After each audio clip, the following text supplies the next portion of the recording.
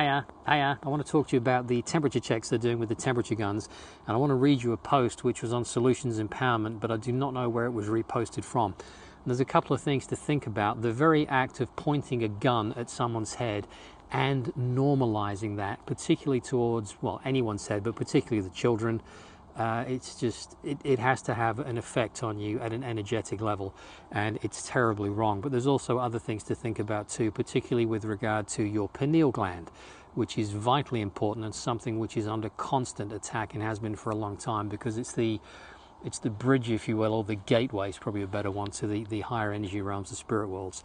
Anyway, let me read you this, and this is from an Australian nurse. I'm really worried. I've started implementing the new protocols in force.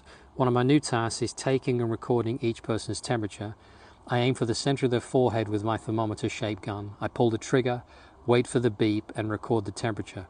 I always apologize to the person before proceeding.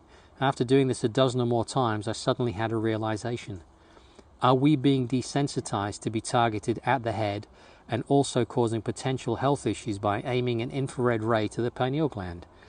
So I started taking the temperature on the wrist, which turned out to be more accurate given that the forehead is cooler than the wrist and the results differ by more than 1 degree in some cases. I went to a shopping mall and people were lining up to get their temperatures taken by an employee who was obviously not a medic and was not properly educated on how to correctly perform this procedure.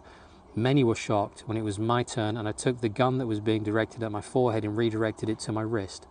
I spoke softly but firmly and told the employee that an infrared thermometer must never be pointed at someone's forehead, especially babies and young children. In addition, it requires basic knowledge of how to properly read someone's temperature, i.e. placing a thermometer on the wrist or elbow fold is much more accurate and much less harmful. It was very disturbing to me to observe children getting used to seeing an object the shape of a gun aiming at the forehead and without any negative reaction from the adults as if this was normal and acceptable. As a medical professional, I refused to directly target the pineal gland, which is located directly in the center of the forehead with an infrared ray. However, most people agree to go through this several times a day. Our pineal glands must be protected as it is crucial for our health both now and in the future. The pineal gland is a small pinecone-shaped gland of the endocrine system, a structure of the encephalon of the brain. I hope I said that right. The pineal gland produces the hormone melatonin. Melatonin influences sexual development and sleep-wake cycles. And if you remember from another video I did, melatonin is one of the strongest, if not the strongest, antioxidant. It's absolutely critical for your body's health. The pineal gland is composed of cells called pinealocytes and cells of the nervous system called glial cells.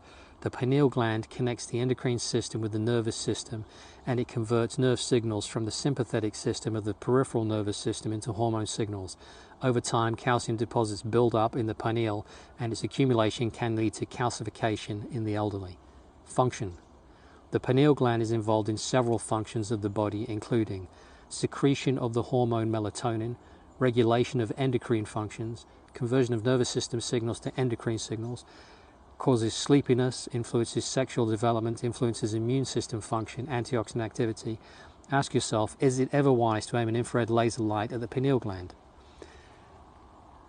I'm going to leave you to have a think about that one. If you are subjected to those kind of temperature checks, you might want to redirect that to your elbow fold or your wrist to give them a more accurate reading and to avoid any potential health damage that they are inadvertently being trained to cause in you. You guys are amazing. It's always a pleasure to talk to you, and I'll see you in the next episode. Take care. Bye-bye.